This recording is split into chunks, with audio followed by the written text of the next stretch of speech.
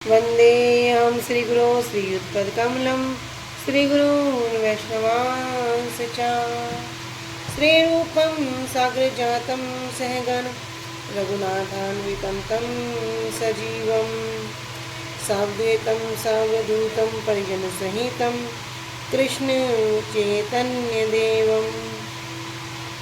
श्रीराधा कृष्णपादान् सहगण ललिता श्री विशाखान्वितांश्च च गुरुवे गौरचन्द्राय राधिकाय तदालये कृष्णाय कृष्णभक्ताय तद्भक्ताय नमो नमः।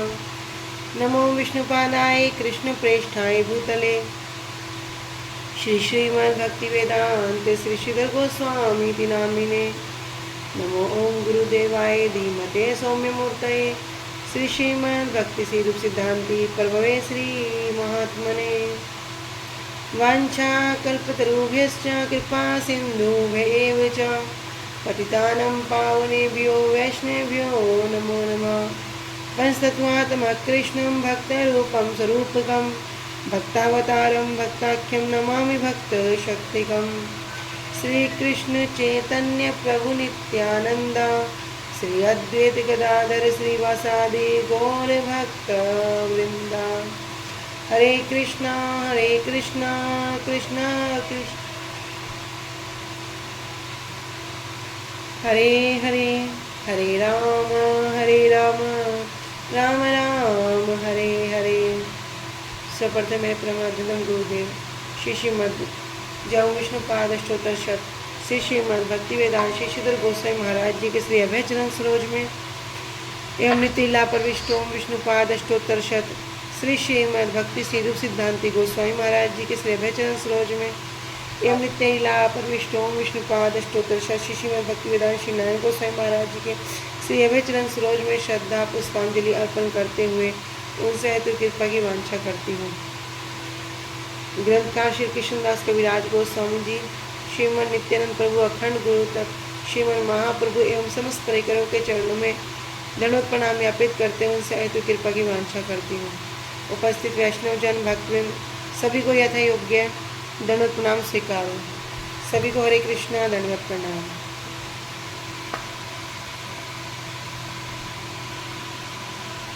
हरे कृष्णा दीदी धन। श्री गुरुदेव की हेतु कृपा से हम जो ग्रंथ कर रहे हैं उसका नाम है श्री श्री चैतन्य चैतामृत, जिसके अंतर्गत हम मध्य लीला को श्रवण कर रहे हैं। 15 अध्याय मध्य लीला 15वां अध्याय और पेज संख्या पे हैं हम। हरे कृष्णा दीदी का व्रत करना। पेज संख्या है 9 और प्रयास संख्या 9 नहीं है इतनी है। हाँ, पेज संख्या है हमारा 21 और प्रयास नंबर है 23। पेज संख्या 21 प्रयास नंबर हमारा 123। तो अब तक हमने श्रवण किया कि महाप्रभु भक्तों की महिमा का गुणगान कर रहे हैं। और किस प्रकार कर रहे हैं? कह रहे भक्तों की गुणगान करते हुए ऐसा प्रतीत हो रहा है जैसे 5-5 मुखों से महाप्रभु भक्तों की महिमा को गान कर रहे हैं। अभी महाप्रभु मुकुंदास, रघुनंदन और नरहरि ठाकुर अब इन 3 भक्तों की महिमा को गुणगान करते हैं। तो इन 3 में से जो हमारे मुकुंदास जी हैं उनकी महिमा को गुणगान करते हुए कहते हैं कि ये क्या करता है, ये बाहर से तो एक राजा के यहाँ नौकरी करता है, किंतु भीतर से क्या करता है, भीतर से ये भगवान की सेवा में लगा रहता है। और मुकुंदास से एक प्रश्न करते हैं, अच्छा मुकुंद एक बात बताओ कि ये जो रघुनंदन है ये तुम्हारा पिता है या तुम इसके पिता हो? इस बात में मुझे संशय है, इस संशय को क्या करो, तुम दूर करो। तब मुकुंदास जी कहते हैं कि ये रघुनंदन ही मेरा पिता है। इस उत्तर को सुनकर महाप्रभु अत्यंत संतुष्ट होते हैं और कहते हैं कि जो कृष्ण भक्ति, कि भैया जो भक्तों की महिमा है वो कैसी है कि जो कृष्ण भक्ति प्रदान करे वही क्या है, गुरु है। इस प्रकार वहाँ पर वर्णन कर रहे हैं कि जो भी जिसके मुख से भी हम कृष्ण नाम को श्रवण करें, या जिनके द्वारा भी कृष्ण भक्ति में हमारा आगमन हो जाए, तब क्या होगा भैया, वे ही गुरु हैं। तो यहाँ पर मुकुंद दास जी अपने पुत्र रघुनंदन को ही कहते हैं कि जो रघुनंदन है ना, यही मेरा पिता है, मैं तो इसका पुत्र हूँ। कहते हैं सुनी हर से कहे प्रभु, कही ले निश्चय, जहाँ है ते कृष्ण भक्ति से गुरु है। तब मुकुंद दास जी के इस उत्तर को सुनकर महाप्रभु तो अत्यधिक प्रसन्न होते हैं और उनकी बात को समर्थन करते हैं। यद्यपि बाहरी रूप में क्या है, संसारी रूप में क्या है कि मुकुंदास पिता है, तब भी मुकुंदास को कहते हैं कि ये रघुनंदन मेरा पिता है। तो इसी विषय में महाप्रभु कहते हैं कि आपने तो ठीक ही कहा है। क्यों ठीक कहा है? कि जिनसे भी कृष्ण भक्ति की प्राप्ति हो जाए, जिनके द्वारा भी कृष्ण भक्ति की प्राप्ति हो जाए, वही गुरु होते हैं। इसी श्रृंखला में जो हमने आगे श्रवण किया, तो हम महाप्रभु मुकुंद दास की महिमा को वर्णन कर रहे हैं। एक बार क्या हुआ, ये जो मुकुंद दास है एक राजा के यहाँ नौकरी करते थे। अब राजा के यहाँ नौकरी करते थे, लेकिन अंदर से क्या है, अंदर से तो कृष्ण भक्त हैं। तो राजा का कोई सेवक राजा के लिए मोर के पंखों का बना हुआ एक चामर छत्र ले आया। वो छत्र क्या कर रहा है, राजा को धूप से बचाने के लिए राजा के सिर के ऊपर लगा दिया। इधर मोर पंखों को देखते ही जो मुकुंद दास जी हैं, इनको तो कृष्ण की स्मृति हो गई। अब ये वहाँ पर बैठकर आपस में वार्तालाप कर रहे थे चिकित्सा के संबंधी, क्योंकि राज्य वेद थे, तो ये बहुत ऊंचे स्थान पर बैठे हुए थे। जब इन्होंने उस मोर पंख को देखा, उस मोर पंख से बने छत्र को देखा, इनकी उस अवस्था में, भाव अवस्था में उस स्थान से नीचे गिर पड़े। वो जो ऊंचा स्थान था उससे नीचे गिर पड़े। तो प्यार संख्या 123। सिखी पिंच देखी मुकुंद प्रेमाविष्ट हैला, अति उच्च टुंगी है ते भूमि ते पड़ीला। सिखी पिंच अर्थात जो मयूर के पंख हैं, उनको देखकर मुकुंद प्रेमाविष्ट हैया, जो मुकुंद है, मुकुंद कैसे हो गए, प्रेम में आविष्ट हो गए। कैसा प्रेम? भगवत प्रेम। अति उच्च टुंगी है ते भूमि ते पड़े, अति उच्च, जो बहुत ऊंच टुंगी, टुंगी अर्थात स्थान, बहुत ऊंचे स्थान पर वे बैठे हुए थे। वहां से क्या हुआ, भूमि ते पड़ेला, भूमि पर गिर पड़े। राजा रे ज्ञान राज वे देर हैल मरन, आपने नामिया तब कराइल चेतन। राजा को कैसा लगा कि बहुत ऊंचे स्थान से मुकुंदास जी गिर गए हैं, तो राजा को क्या ज्ञान हुआ, राजवैद्य हैल मरण, कि राजवैद्य है, कहीं मर तो नहीं गया। आपने नामिया तबे कराइले चेतन, और आपने स्वयं क्या किया, स्वयं नीचे उतर के उनको चेतन कराने लगे।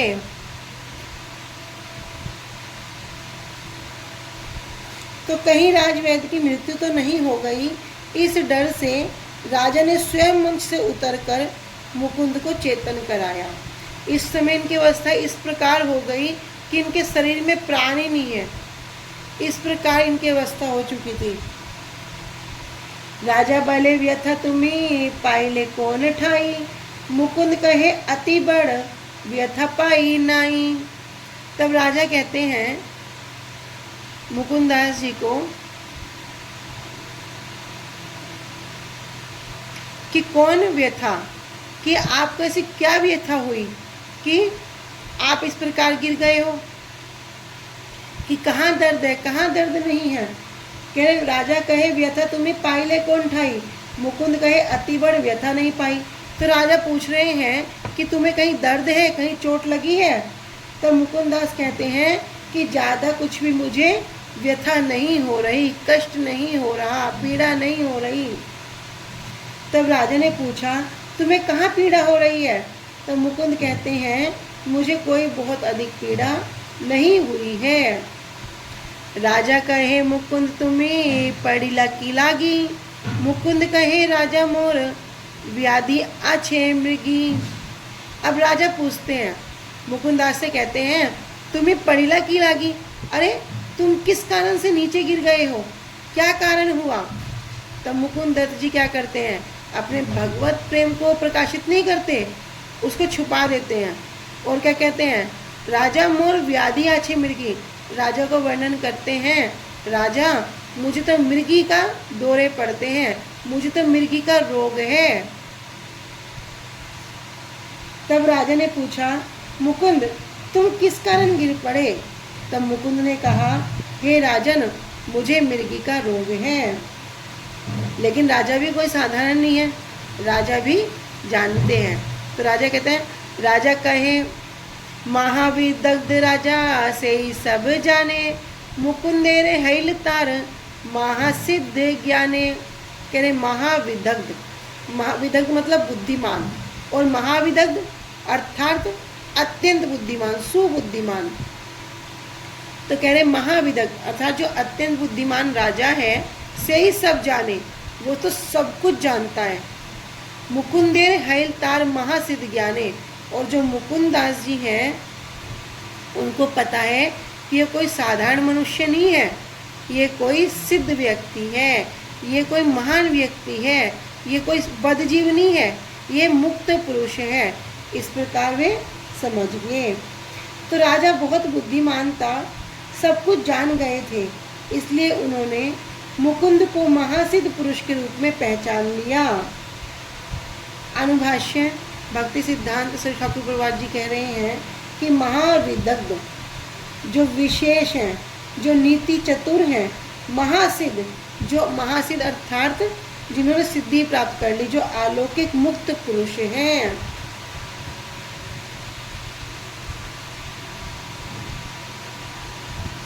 रघुनंदन सेवा करे कृष्णेर मंदिरे, द्वारे पुष्प कर्णितार घाटेर ऊपरे, कंदम्बेर एक वृक्षे फूटे 12 मासे, नित्य दुई फूल है कृष्ण अवतन से। के रघुनंदन जो मुकुंदास जी का पुत्र है रघुनंदन, ये क्या करता है, सेवा करे कृष्ण मंदिरे, ये कृष्ण मंदिर में नित्य सेवा करते हैं। द्वारे पुष्प कर्णितार घाटेर ऊपरे, और द्वारे मंदिर का जो द्वार है, उसी द्वार के पास जो एक घाट है, उस घाट के ऊपर कदम एक वृक्ष फूटे 12 मासे, एक कदम का वृक्ष है जहाँ पर 12 के 12 महीने क्या होता है, नित्य दुई फूल है कृष्ण अवतन से, 2 फूल कदम के वृक्ष प्राप्त होते हैं। और कैसे हैं कि वो कृष्ण की सुंदरता, कृष्ण को श्रृंगार करने के लिए 2 फूल नित्य उस कदम के वृक्ष पर आते हैं। तो रघुनंदन क्या करते हैं, सदा श्री कृष्ण के मंदिर में सेवा करते हैं। मंदिर के द्वार के बगल में एक कुंड है, उसके घाट पर एक कदम के वृक्ष पर 12 महीने नित्य 2 फूल श्री कृष्ण के श्रृंगार के लिए खिलते हैं। अवतंस अर्थात कृष्ण को सजाने के लिए, कृष्ण की सजावट के लिए वो वृक्ष क्या करता है, नित्य 2 फूल देता है 12 के 12 महीने।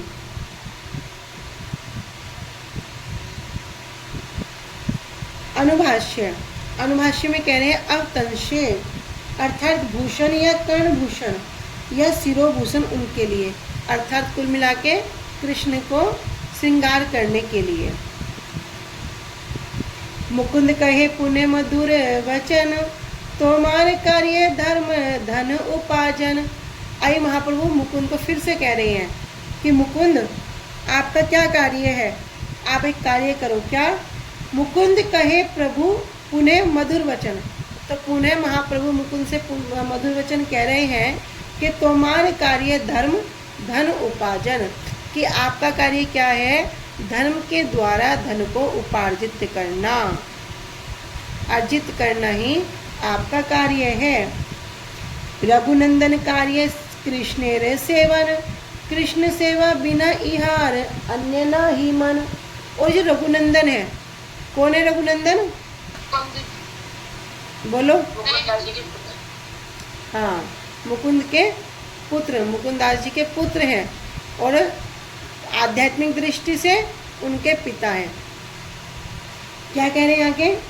कह रहे रघुनंदन कार्य कृष्णेर सेवन, कृष्ण सेवा बिना इहार नाही अन्य मन। ये जो रघुनंदन है, इसका कार्य क्या है? कृष्णेर सेवन, कृष्ण की सेवा करना ही इनका एकमात्र कार्य है। कृष्ण सेवा बिना इहार अन्य नाही मन। क्यों? क्योंकि इनका जो मन लगेगा वो कृष्ण की सेवा के अतिरिक्त अन्य कहीं भी नहीं लग सकता। नर हरि रहु अमार भक्त गण सने, यही तीन कार्य सदा करह तीन जने। जो नरहरि हैं, नरहरि जी को आदेश दे दिया, आप क्या करो कि मैं चाहता हूँ अमार भक्त संगे, कि जो नरहरि हैं आप अमार मेरे भक्तों के संग में रहें। यही तीन कार्य सदा करह तीन जने। इस प्रकार महाप्रभु ने क्या किया, इन तीनों को तीन कार्यों को सौंप दिया। तो महाप्रभु ने पुनः श्री मुकुंद से मधुर वचन कहे कि तुम्हारा कार्य क्या है, लौकिक और परमार्थिक धन को उपार्जन करना है। रघुनंदन का कार्य क्या है, सदैव श्री कृष्ण की सेवा करना है, और श्री कृष्ण की सेवा के अतिरिक्त इसका मन अन्य किसी कार्य में है ही नहीं। नरहरि क्या करेंगे, मेरे भक्तों के साथ में रहेंगे, और तुम तीनों सदैव श्री कृष्ण सेवा के इन तीनों कार्यों को करो। इस प्रकार महाप्रभु तीनों को तीन कार्य सौंप रहे हैं। अनुभाष्य। श्रीमन महाप्रभु श्री मुकुंद को अत्यंत प्रिय अंतरंग भक्त के रूप में मानते थे, इसलिए दोनों भाइयों और पुत्र के सेवा कार्य का विभाग करते समय मुकुंद के धर्म और धन उपार्जन, श्री रघुनंदन के मूर्ति सेवन और श्री नरहरि के भक्तों के साथ रहने रूपी सेवा भेद का निरूपण किया।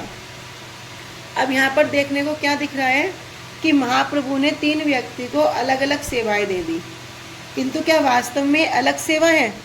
कह रहे दिखने में भले ही दिख रहा है कि महाप्रभु ने तीन व्यक्तियों के लिए तीन अलग अलग कार्य निर्धारित किए। क्या किया?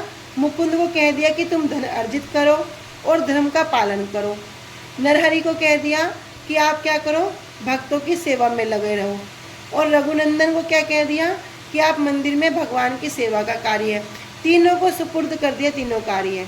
अब एक व्यक्ति इस तरह क्या करते, मंदिर में पूजा करता, दूसरा व्यक्ति क्या करता, अपना जो नियत कर्म है उसको ईमानदारी से करता और धन को अर्जित करता, और तीसरा क्या करता, भक्तों के साथ कृष्ण प्रचार करते। ये तीनों क्या कर रहे हैं, दिखने में भले ये कार्य अलग अलग लग सकते हैं, किंतु वास्तविकता में ये कोई भी कार्य अलग नहीं है। क्यों? जब कोई भी कार्य महाप्रभु को, कृष्ण को केंद्र बिंदु करके करेंगे, कुछ भी कार्य कृष्ण को केंद्र बिंदु करके करेंगे, महाप्रभु को केंद्र बिंदु करके करेंगे, तब हर कोई कार्य क्या होगा, सबका सब भगवान की सेवा का हो जाएगा। सबका सब कार्य एकमात्र सेवा प्रति हो जाएगा। तो ये महाप्रभु का यहाँ पर निर्णय है। तो अभी हमने श्रवण किया कि किस प्रकार महाप्रभु मुकुंदास की महिमा, उनके पुत्र रघुनंदन जी की महिमा और नरहरि जी की महिमा को प्रकाशित कर रहे हैं, और तीनों को कार्य को सौंप दिया है।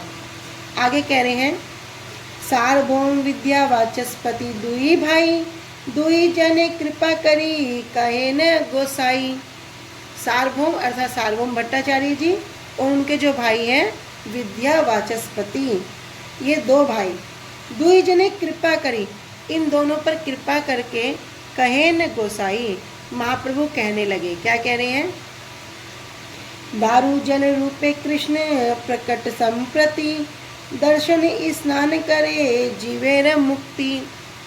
तो महाप्रभु कह रहे हैं कि इस कलयुग में कृष्ण को दो रूपों में यहाँ पर प्रकट हुए हैं। किस प्रकार, एक तो दारू अर्थात काठ के रूप में, और जल अर्थात जल के रूप में। इन दो रूपों में कृष्ण इस कलयुग में प्रकट हुए हैं। कह रहे दर्शन स्नान करे जीवेर मुक्ति, और इस तरह जो कोई भी इनका दर्शन करता है, जो कोई भी इस जल में स्नान करता है, उससे क्या होगी, वे यहाँ से मुक्ति प्राप्त कर लेंगे, वे मुक्त होने में सहायक हो जाएंगे। तो यहाँ दारू कौन है, जो जगन्नाथ जी के विग्रह हैं, काष्ठ के जो विग्रह हैं उन्हें कहा गया है दारू। और जल अर्थात जो गंगा जी हैं, तो गंगा जी को कह रहे हैं जल के रूप में। दारु ब्रह्म रूपे साक्षात श्री पुरुषोत्तम, भागीरथी हन साक्षात जल ब्रह्म सम। कह रहे दारु ब्रह्म रूपे, कि दारु ब्रह्म के रूप में कौन है? साक्षात श्री पुरुषोत्तम, अर्थात श्री जगन्नाथ जी ही कौन है? दारु ब्रह्म के रूप में है।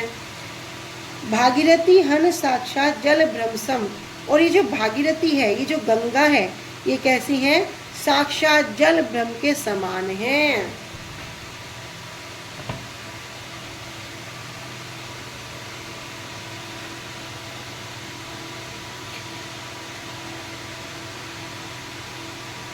श्री सार्वभौम और श्री विद्यावाचस्पति जी ये दोनों भाई हैं। इन दोनों भाइयों पर कृपा करके श्री चैतन्य गोसाई ने कहा कि इस कलयुग में श्री कृष्ण काष्ठ और जल के रूप में प्रकट हुए हैं तथा काष्ठ के रूप में दर्शन और जल के रूप में स्नान से जीवों को मुक्त करते हैं। ये दारु ब्रह्म के रूप में साक्षात श्री पुरुषोत्तम अर्थात श्री जगन्नाथ देव हैं, और भागीरथी गंगा कौन है? साक्षात जल ब्रह्म के समान है। तो यहाँ पर कह रहे हैं कि दो रूपों में व्यक्त हैं। तो वेदों का भी आदेश है, कहा गया सर्वम खलम इदम ब्रह्म, कि हर वस्तु, जो वस्तु क्या है? पूर्ण पुरुषोत्तम भगवान की ही शक्ति है, अर्थात उस परम ब्रह्म की शक्ति है। हर वस्तु में क्या है? हर वस्तु परम ब्रह्म की ही शक्ति से अभिव्यक्ति है। और हम श्रवण क्या करते हैं कि शक्ति और शक्तिमान में कोई भेद नहीं है, दोनों क्या है? अभिन्न है।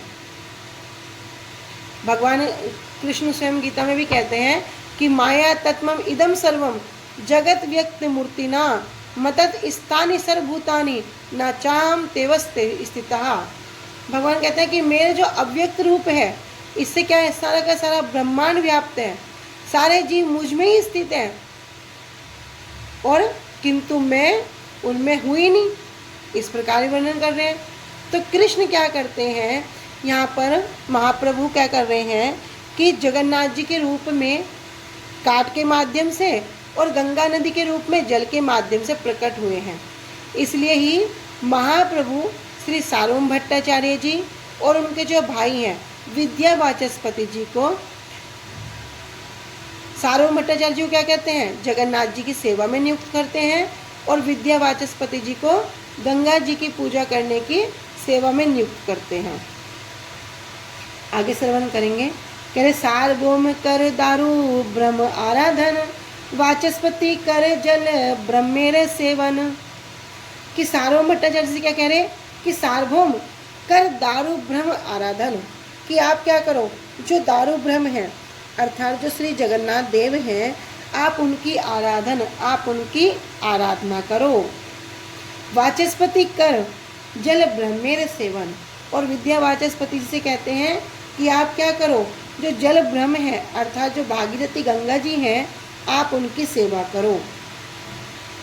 अमृत प्रभा भाष्य में श्री भक्ति विनोद ठाकुर जी कह रहे हैं कि हे सार्वभौम, आप दारु ब्रह्म रूपी श्री जगन्नाथ देव की आराधना करो, और हे विद्यावाचस्पति, आप श्री नवद्वीप धाम के अंतर्गत विद्यानगर में रहकर जल ब्रह्म रूप में गंगा जी की सेवा करो। तो अभी महाप्रभु ने श्री सार्वभौम भट्टाचार्य जी एवं उनके जो भाई हैं श्री विद्यावाचस्पति जी को दोनों की सेवा में नियुक्त कर दिया।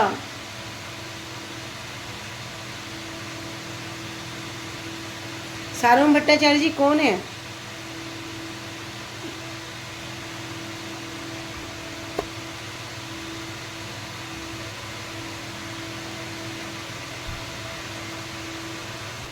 क्या?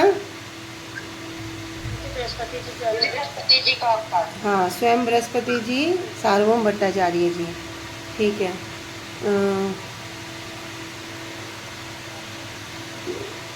इनके बहनोई का क्या नाम है?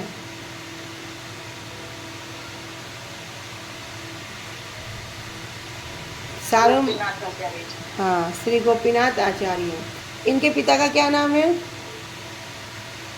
महेश्वर विशारद। महेश्वर विशारद। इनके भाई का क्या नाम है? विद्या वाचस्पति जी। सार्वभौम भट्टाचार्य जी के पुत्र का क्या नाम है? चंदनेश्वर। क्या? चंदनेश्वर। हाँ, चंदनेश्वर। ठीक है, ठीक है। इनके जो जमाई है उनका क्या नाम है ये भी बता दो। अमोघ। अमोघ। हरि बोल। मुरारी गुप्तेर प्रभु करी आलिंगन, तार भक्ति निष्ठा कहे न सुन भक्तगण। कौन है मुरारी गुप्त जी? हनुमान जी। हनुमान जी। हाँ, अभी आगे श्रवण करेंगे। कह रहे मुरारी गुप्तेर प्रभु करी आलिंगन, तार भक्ति निष्ठा कहन सुन भक्तगण। और अब महाप्रभु ने क्या किया? मुरारी गुप्त को आलिंगन कर लिया और तार भक्ति, मुरारी गुप्त की जो भक्ति है उसकी निष्ठा है, उनको सब भक्तों को सुना रहे हैं। कह रहे सब भक्तों को सुनो। क्या? पूर्व आमी इहारे लो भाईल बार बार, परम मधुर गुप्त बजेंद्र कुमार। कह रहे पूर्व आमी, मैंने पहले क्या किया? स्वयं महाप्रभु कह रहे हैं इहार लो भाईल, इसको बार बार लोभ दिया। क्या लोभ दिया? परम मधुर गुप्त बजेंद्र कुमार, कि जो परम मधुर हैं, जो बहुत मधुर हैं, गुप्त अर्थात मुरारी गुप्त जी को, बजेंद्र कुमार जो श्री भगवान है, कृष्ण है, जो नंद महाराज जी के पुत्र हैं, इनके क्या करा? इनका लोभ दिया। क्या लोभ दिया? कि महाप्रभु कह रहे हैं कि इसके पूर्व मैंने क्या किया? मुरारी गुप्त को कृष्ण की ओर आकर्षित करने के लिए बार बार प्रयास किया, बार बार लोभ दिया। तो मैंने तो उससे कहा कि जो ये कृष्ण है ना, ये अत्यंत मधुर है। इस प्रकार लोभ दिया। स्वयं भगवान कृष्ण सर्व अंशी सर्व आश्रय, विशुद्ध निर्मल प्रेम सर्व रसमय। कि जो भगवान कृष्ण है कैसे हैं? स्वयं भगवान, कि भैया जो स्वयं भगवान है ये कृष्ण है। एते चांस कला पुंसाम कृष्णस्तु भगवान स्वयं। श्रीमद् भागवतम में वर्णन है कि वहाँ पे स्वयं कह रहे हैं कि ये कौन है? कृष्ण ही भगवान है। तो महाप्रभु लोभ दे रहे हैं किसको? मुरारी गुप्त को। कह रहे सर्व अंशी सर्वशय, कि ये क्या है? सबके सोत्र हैं, जो अंशी हैं, अर्थात जो बाकी सब तो अवतार हैं, लेकिन कृष्ण क्या है? जो अवतारी हैं। कह रहे सर्व आश्रय, और सभी के शक्तियों के जो हैं आश्रय भी यही हैं। विशुद्ध निर्मल प्रेम, और जो विशुद्ध अर्थात जो विशेष रूप से शुद्ध, जो निर्मल प्रेम है, और सर्व रस में, और जो सभी रसों से पूर्ण है। सकल सद्गुण वृंद रत्न रत्नाकर, विदग्ध चतुर धीर रसिक शेखर। कह रहे सकल सद्गुण, सब प्रकार के दिव्य गुण, वृंद रत्न रत्नाकर, जो रत्न है, और जो रत्नाकर अर्थात जो रत्नों के आकर, जो रत्नों का उद्गार समूह है, उनकी जो खान है। विदग्ध जो बहुत बुद्धिमान है, चतुर जो दक्ष हैं, धीर अर्थात जो शांत हैं, और रसिक शेखर, और जो सभी रसिक के शेखर हैं, जो सभी रसियों के स्वामी हैं। इसलिए कहते हैं ना रसो वैसा रसो हे वायम, कि भैया वे कौन है? सभी रसों के सागर हैं। इस प्रकार वर्णन कर रहे हैं। कह रहे मधुर चरित्र कृष्णेर मधुर विलास, चातुर्य वैदग्ध्य करे जार लीला रस। कह रहे मधुर चरित्र कृष्ण का, भगवान कृष्ण का जो चरित्र है वो कैसा है? बड़ा मधुर है। मधुर विलास, इनकी जो लीलाएं ये भी बड़ी मधुर है। चातुर्य वैदग्ध्य, और जो इनकी चतुरता है, जो इनकी वैदग्ध्य है, बुद्धिमता है, करे जार लीला रस, उस लीला में क्या करते हैं? ये सभी को उन लीलाओं के रस में डुबाते रहते हैं, उनका आनंद लुटाते रहते हैं। से कृष्ण भज तुम्ही हयो कृष्ण आश्रय, कृष्ण बिना अन्य उपासना मने ना ही ले। तो महाप्रभु कह रहे हैं से कृष्ण भज तुम्ही, इसलिए तुम क्या करो? कृष्ण का भजन करो, हयो कृष्ण में, और कृष्ण का आश्रय लेकर कृष्ण में हो जाओ। कृष्ण बिना अन्य उपासना मने नहीं ले, और कृष्ण के बिना तो और किसी की भी उपासना मन में आनी नहीं चाहिए, मन में मत लाओ। इस प्रकार महाप्रभु अभी मुरारी गुप्त को की कथा को वर्णन कर रहे हैं।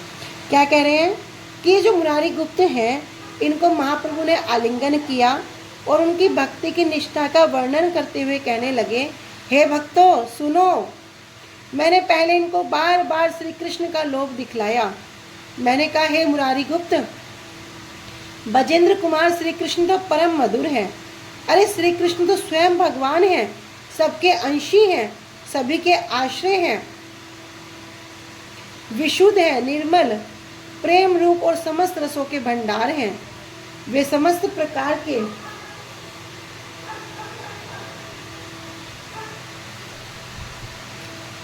सद्गुण रूपी रत्नों की खान हैं, विदग्ध अर्थात सभी कार्यों में प्रवीण हैं, अत्यंत बुद्धिमान हैं, धीर और रसिक शेखर भी हैं। उनका चरित्र भी मधुर है, उनकी लीला विलास भी मधुर है और अपने चातुर्य और विदग्धता से लीला रस का आस्वादन करते हैं। इसलिए आप उन्हीं श्री कृष्ण का भजन करो। अरे श्री कृष्ण के आश्रित हो जाओ, श्री कृष्ण के अतिरिक्त अन्य किसी की उपासना की बात भी मत लाओ। इस प्रकार महाप्रभु मुरारी गुप्त को लोभ दे रहे हैं। अमृत प्रभा भाष्य श्री भक्ति विनोद ठाकुर जी कह रही हैं, हे गुप्त, श्री बजेंद्र कुमार परम मधुर हैं आदि बातें बोलकर मैंने उनको कृष्ण भजन में अधिक लोभ दिया। एई मत बार बार सुनिया वचन, आमारे गौरवे किछु फिरी गेला मन। इस प्रकार क्या हुआ, एई मत, इस प्रकार बार बार सुनिया वचन, मेरे वचनों को बार बार सुनकर, आमार गौरवे, मेरे प्रभाव के कारण, मेरे गौरव के कारण, किछु फिरी गेल मन, उनका मन क्या हो गया, कुछ बदल गया। आमार कहन अमी तोमार किंकर, तोमार आज्ञाकारी अमी नाही स्वतंत्र। हमारे कहे, तब ये मुझे कहने लगा, आमी तोमार किंकर, मैं तो आपका किंकर हूँ, किंकर मतलब दास हूँ। तोमार आज्ञाकारी आमी नाही स्वतंत्र, और आपकी आज्ञा का पालन करने वाला हूँ, मैं तो स्वतंत्र ही नहीं हूँ। बार बार इस प्रकार वचन सुनकर मेरे प्रति गौरव बुद्धि होने के कारण इनका मन कुछ बदल गया। इन्होंने मुझे कहा, मैं आपका दास हूँ, आपका आज्ञाकारी हूँ और मैं स्वतंत्र नहीं हूँ। एत बलि घरे गेले चिंती रात्रि काले, रघुनाथ त्याग चिंताए हाइला विकले। एत बलि, अब इधर कह तो दिया मुकुंद जी ने, मुरारी गुप्त जी ने महाप्रभु को ये कह तो दिया कि मैं तो आपका दास हूँ और मैं स्वतंत्र भी नहीं हूँ। लेकिन रात में क्या हुआ, एत बलि घरे गेल, इस प्रकार कहकर जब घर को गए, चिंती रात्रि काले, पूरा रात्रि काल चिंता में व्यतीत हो गया, सोचते सोचते बीत गया कि रघुनाथ त्याग चिंताएं हाइल विकले, कि किस प्रकार मैं रघुनाथ का त्याग करूँगा। इसी प्रकार चिंता करते करते बड़े व्याकुल हो गए, उनका मन बड़ा विचलित हो गया और पूरी रात में सो ही नहीं पाए। के मन छाड़ी बे रघुनाथ चरण, आजी रात्रे प्रभु मोर कराह मरण। कह रहे के मने, मैं किस प्रकार से छाड़ी रघुनाथ चरण, भगवान रघुनाथ के राम जी के चरण कमलों को छोड़ सकता हूँ आज ही रात्रि। इससे तो अच्छा क्या हो कि आज ही रात मेरी मृत्यु हो जाए। प्रभु करें, हे प्रभु, हे रघुनाथ, हे राम जी, आज ही रात क्या करो, आप मेरी मृत्यु कर दो, क्योंकि आपको त्याग पाना तो मेरे लिए संभव नहीं है। श्री रघुनाथ चरण छाड़ा न जाए, तब आज्ञा भंग है कि करी उपाय। कि श्री रघुनाथ चरण, कि मैं भगवान के चरणों को नहीं छोड़ सकता, तब आज्ञा भंग है। और इस प्रकार क्या होगा, आज्ञा का उल्लंघन होगा, और आज्ञा का उल्लंघन होने से क्या होगा कि करी उपाय, और मेरे पास तो अन्य कोई उपाय ही नहीं है कि मैं क्या करूं। तो यहाँ पे क्या कर रहे हैं कि रघुनाथ जी के चरण कमलों की सेवा को तो मैं छोड़ नहीं सकता। अगर मैं नहीं छोड़ता, ऐसा नहीं करता, तब क्या होगा, तब महाप्रभु की जो आज्ञा है वो भंग हो जाएगी। अब मैं क्या करूं, क्या उपाय है। ताते मोरे ए कृपा कर दया में, तुम्हारे आगे मृत्यु हौक याउक संशय। तो आप क्या करो ताते मोरे एक कृपा कर दया में, कि आप मुझ पर एक कृपा करो। हे दया में, आप तो दया के सागर हो, आप मुझ पर एक कृपा करो कि तोमार आगे मृत्यु है, कि आपके समक्ष ही मेरी मृत्यु हो जाए, मुझे मरने दो, और जाऊक संशय, और मेरे सभी संशय दूर हो जाएं। तो मुरारी गुप्त जी निवेदन कर रहे हैं कि क्या आप मुझ पर कृपा करो कि आपके सामने मेरी मृत्यु हो जाए, जिससे जो भी मेरा संशय है सब दूर हो जाए। प्रातःकाल में आकर इन्होंने मेरे चरण पकड़ लिए। यह कहकर वे अपने घर चले गए और सारी रात श्री रघुनाथ जी की उपासना के त्याग के विषय में चिंता करते करते व्याकुल हो गए कि मैं किस प्रकार श्री रघुनाथ जी के चरणों को छोड़ूंगा। हे प्रभु, आप आज रात ही मेरी मृत्यु करा दो। इस प्रकार ये सारी चिंता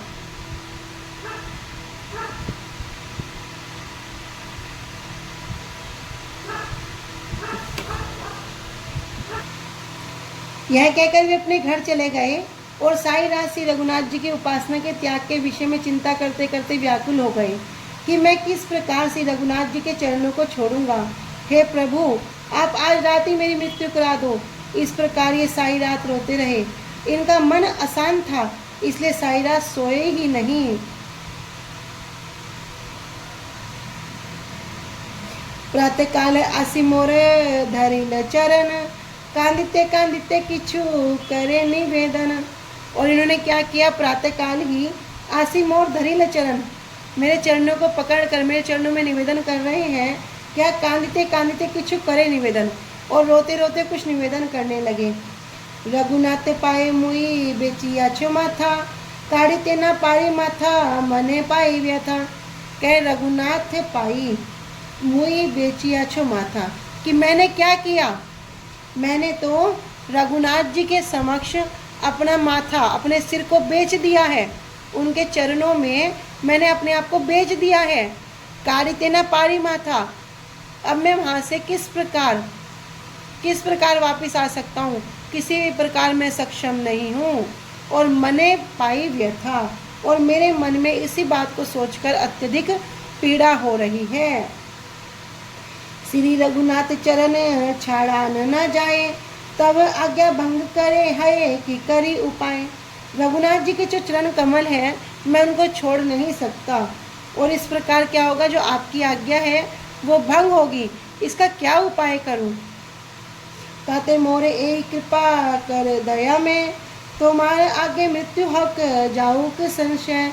आप बस मेरे पे यही कृपा करो हे दया में, कि मेरी मृत्यु आपके समक्ष हो जाए और मेरा जो सब संशय है सब दूर हो जाए।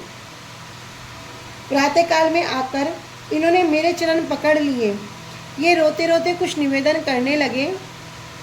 मैंने श्री रघुनाथ जी के चरण कमलों में अपने सिर को बेच दिया है। मैं अपने सिर को उनके चरणों से नहीं उठा सकता, क्योंकि वह मेरे लिए बहुत पीड़ादायक होगा। मेरे लिए श्री रघुनाथ जी के चरण कमलों को छोड़ना संभव नहीं है, परंतु मैं यदि ऐसा नहीं करूं तो आपकी आज्ञा का उल्लंघन होता है। मैं क्या कर सकता हूं। इसलिए हे दया में, आप मुझ पर यह कृपा कीजिए कि आपके सामने ही मेरी मृत्यु हो जाए, जिससे मेरी यह दुविधा भी दूर हो जाएगी।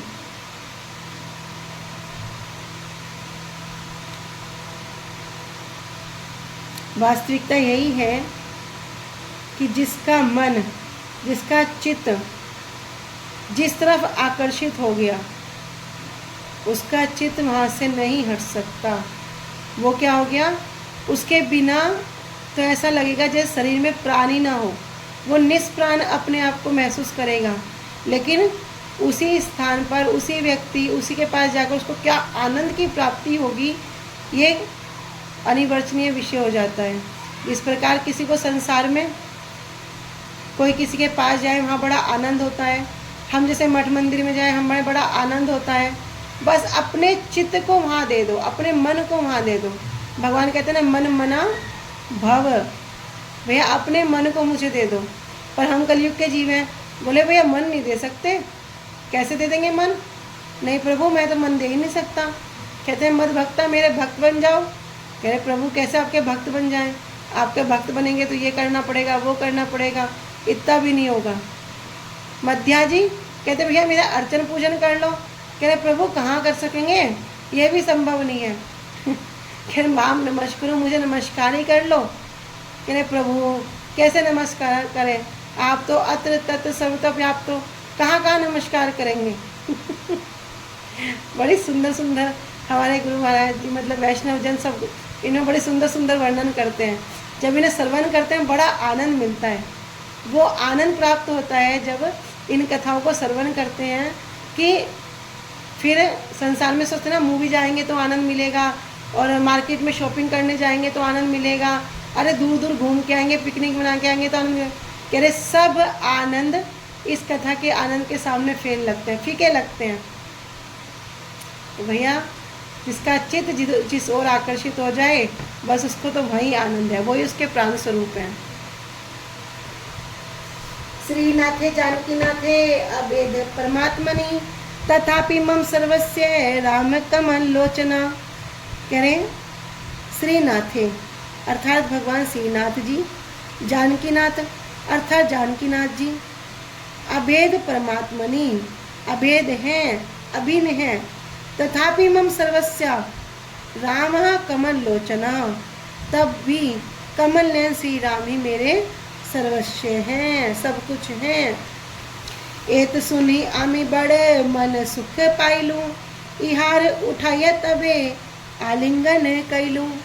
इधर मुरारी गुप्त जी महाप्रभु के चरणों में निवेदन कर रहे हैं। अब महाप्रभु के चरणों में रो रहे हैं और निवेदन कर रहे हैं कि प्रभु मुझसे तो राम जी के चरणों से नहीं उठा जा रहा है, मैंने तो वहाँ स्वयं को बेच दिया है, मेरा चित्त वहाँ से अगर अलग होने की भी सोचता है तो मुझे अत्यधिक पीड़ा होती है। प्रभु इससे तो अच्छा आप क्या करो, आपके समक्ष मेरी मृत्यु हो जाए, आपके समक्ष ये शरीर छूट जाए। क्यों? क्योंकि मुझे फिर कोई संशय नहीं रहेगा। किंतु मेरा जो रघुनाथ जी हैं उनके चरण कमलों से मैं अपने आप को नहीं हटा सकता, उनको त्याग नहीं कर पा रहा हूँ। इस प्रकार रोते रोते क्रंदन करते करते महाप्रभु के चरणों को पकड़ रखा है और महाप्रभु उनकी सब वार्ता को सुन रहे हैं। तब एत सुनी आमी बड़ मने सुख पाइले, महाप्रभु कह रहे मैं सब सुनकर बड़ा सुख पा रहा हूँ, मेरे मन को बड़ा आनंद हो रहा है। इहार उठाया तबे आलिंगन कैल, और मैंने क्या किया, इनको उठाकर आलिंगन किया। साधु साधु गुप्त मार सुधड़ भजन, आमार वचने तुम्हार नट अनिल मन। स्वयं भगवान कह रहे, स्वयं महाप्रभु कह रहे हैं तब भी साधु साधु, महाप्रभु क्या कह रहे हैं, साधु साधु अर्थात बहुत सुंदर ऐसे वचनों से कह रहे तुम्हार सुदृढ़ भजन, आपका जो भजन है साधारण भजन नहीं है, सुदृढ़ है, अत्यंत दृढ़ है, उसको कोई भी हिला नहीं सकता, कोई भी विचलित नहीं कर सकता। तो स्वयं महाप्रभु कहते हैं सुदृढ़ भजन, आपका जो भजन है सुदृढ़ है, अत्यंत दृढ़ है। तो भजन कैसा हो, भजन करते करते करते करते ऐसी भजन में दृढ़ता आ जाए, ऐसी दृढ़ता आ जाए कि भैया शरीर जाए तो जाए पर भजन ना छूटे, सब कुछ छूटे तो छूटे पर वास्तव में भजन ना छूटे। क्योंकि जो वास्तविक बल है, जो वास्तविक शक्ति है, जो वास्तव हम बोलते ना, हम फील करते हैं कि हम बड़े दुर्बल हैं, हम बड़े असहाय हैं, संसार में क्या करोगे, यही तो सब महसूस करोगे।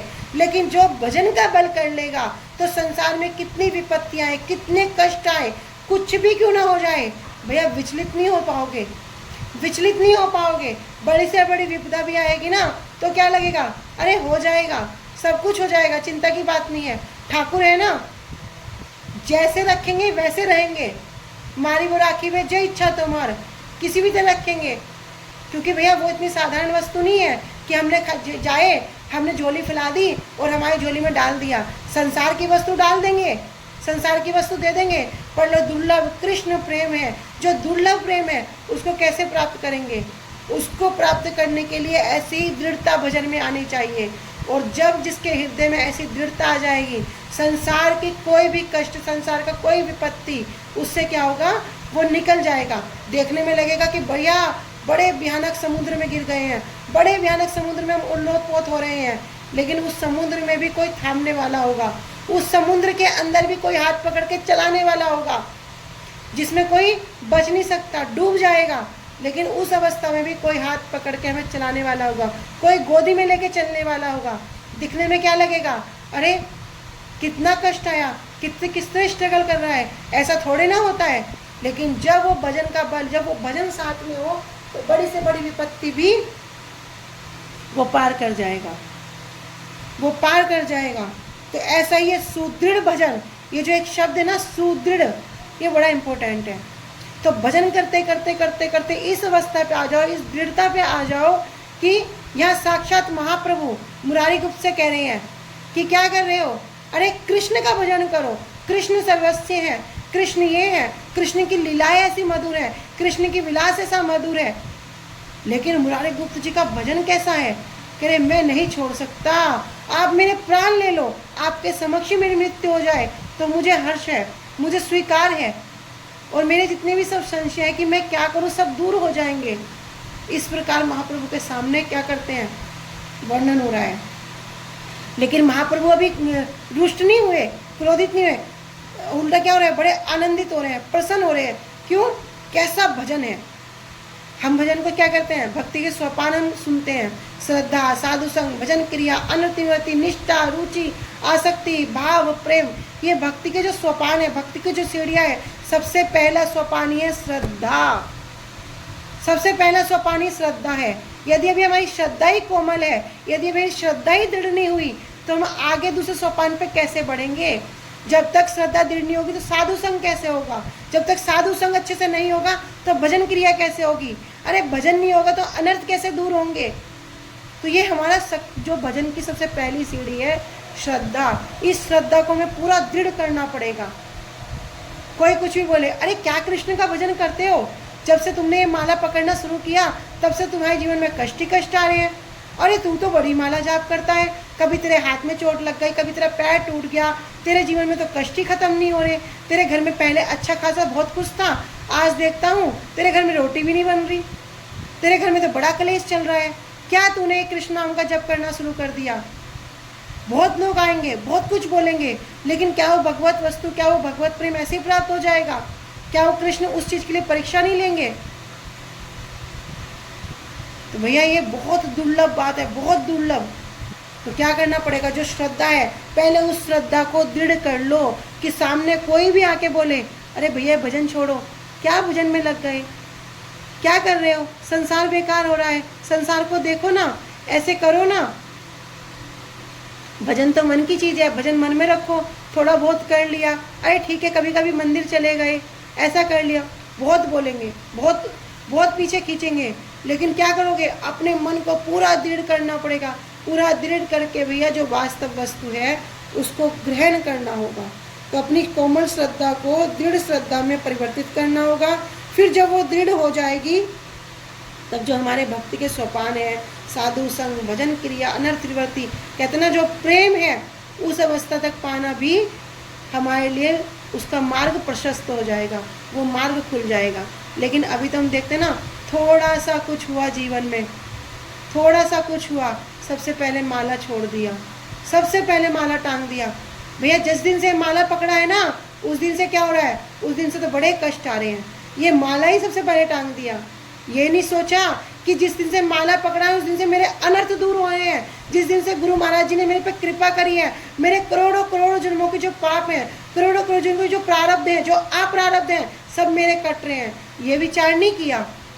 क्यों, अभी अपना जो सांसारिक सुख है उसमें थोड़ा सा कष्ट आ गया तो विचलित हो गए। अरे विचार तो करो, कितने कितने जन्मों से हम चक्कर काट रहे हैं, पुनरपि जन्म पुनरपि मरण, पूरा बार बार जन्म मृत्यु के चक्कर में पड़े हुए हैं, लेकिन अभी तक वापस जाने का कोई उपाय नहीं मिला।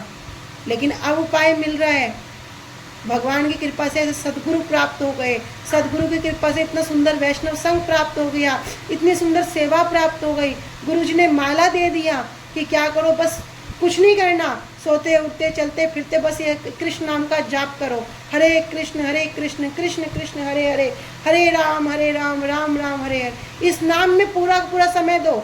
बार बार गुरु जी कहते हैं हरि नाम करो, क्या कर रहे हो, कितना ही नाम करते हो, बार बार हर कथा में कहेंगे भैया नाम करो नाम करो नाम करो।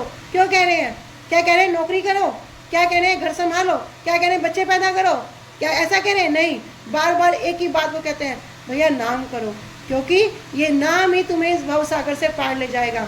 गुरुजी एक बात बोलते हैं, गुरुजी कहते हैं ना, देखो अभी कलयुग चल रहा है। कलयुग कितने साल का है? कह रहे 4,32,000 वर्ष का कलयुग है। अभी कलयुग को कितना समय गया है? कह रहे 5-6 हजार साल कुल गए हैं। 5-6 हजार साल में कलयुग में ऐसी अवस्था है, तो आगे कितनी भयानक अवस्था आने वाली है। तो गुरु महाराज जी कहते हैं कि जल्दी जल्दी अपना भजन करो, पूरा भजन करो, और भजन कर करके यहाँ से निकल जाओ, भजन करके यहाँ से निकल जाओ। भैया जिस संसार में तुम पड़े हो ना, ये संसार क्या है? असार है, ये संसार नश्वर है, ये नित्य वस्तु नहीं है। तो भजन वास्तव में भजन है। बार बार गुरुजी बोलते हैं कि भजन करो। हमारे सब गुरुवर्ग की बात बोलते हैं, नाम करो। गुरुजी हमारा कुछ नहीं हो रहा, कैसे नाम करें? जब से नाम कर रहे हैं कुछ होता नहीं है। कैसे नहीं हो रहा? चाय पीते थे, अब चाय पी रहे हो? कहीं नहीं पीता हूँ। ठीक है, एकादशी व्रत तो नहीं करते हो? नहीं गुरुजी एकादशी व्रत तो करता हूँ। अच्छा टीवी देखते हो? गुरुजी समय नहीं लगता, टीवी कैसे देखूंगा। तो कैसे कह रहे हो कुछ नहीं हो रहा? कुछ तो हो रहा है। इसी को जब दृढ़ करोगे तो बहुत कुछ होएगा।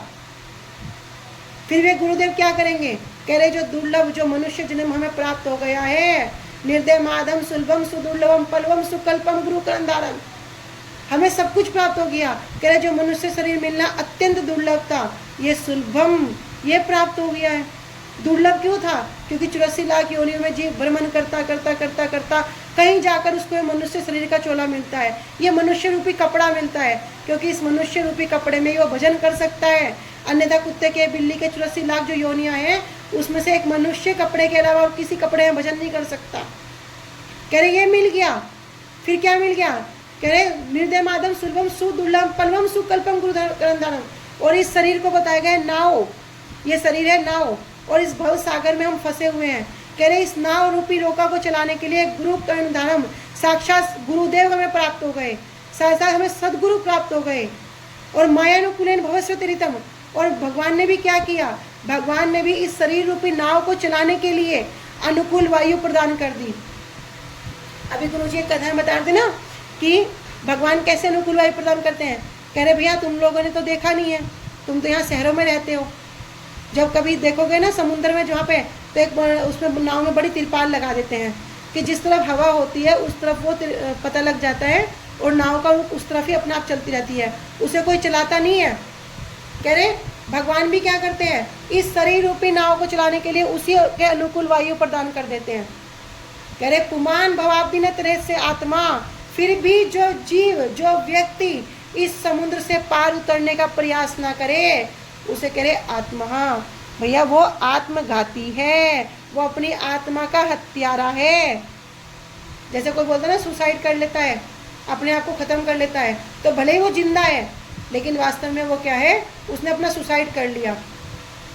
इतना सब कुछ मिलने के बाद भी यदि वो प्रयास नहीं करता, तो श्रीमद् भागवतम कहती है आत्मा, वो आत्मघाती है। इसलिए अपना भजन को क्या करो? सुदृढ़ करो भाई, भजन को सुदृढ़ करना होगा। फिर कहने अरे हम तो इतने साल से भजन कर रहे हैं, कुछ होता नहीं है। होएगा कैसे? होएगा कैसे? भजन में दृढ़ता लाओ, भजन को पूरा स्ट्रॉन्ग करो, और भजन को स्ट्रॉन्ग करते करते फिर देखना होएगा कैसे नहीं। जिस तरफ से परसेंटेज इधर कम करोगे, इधर परसेंटेज बढ़ेगा, तो जरूर होएगा। भैया साधारण उसमें देखो एग्ज़ाम देते हैं, 100 में 33 नंबर में पास होता है, कोई 33 नंबर से कम लाए हो पास होगा क्या? तो अभी अपने आप को चेक करने के लिए 33 नंबर पे तो आओ, 33% पे तो आओ, तभी तो अपने आप को चेक करोगे। स्कूल में जाके किताबें तो हर कोई पढ़ता है, थोड़ा थोड़ा तो सबको समझ में आता है, लेकिन पास तो 33% वाला होता है। तो कम से कम अभी अपने आप को पास करने के लिए 33% पे तो आना पड़ेगा। अभी हमारा क्या है? अभी 1-2% पे हम अटके हैं। भक्ति में 1-2%, संसार में 98%, 99%, कभी कभी हुआ तो 100 का 100 भी दे दिया, चलो काम खत्म। तो फिर भजन क्या है? फिर भजन में कैसे दृढ़ हुए? श्रद्धा शब्द का अर्थ ही है कि भैया सुदृढ़ विश्वास, सभी प्रकार के संशयों का नाश, और सुदृढ़ विश्वास ही श्रद्धा है। ठीक है, समय आज बहुत हो गया, आज हम यहीं तक रखते हैं, कल इससे आगे श्रवण करेंगे। वांछा कल्पतरुभ्यश्च कृपा सिन्धुभ्येव च पतितानां पावनेभ्यो वैष्णवेभ्यो नमो नमः। श्री गुरुदेव की जय, अनंत कोटि वैष्णव वृंद की जय। निताई गौर प्रेमानंदे। हरि हरि बोल। हरे कृष्णा। सभी को दंडवत प्रणाम।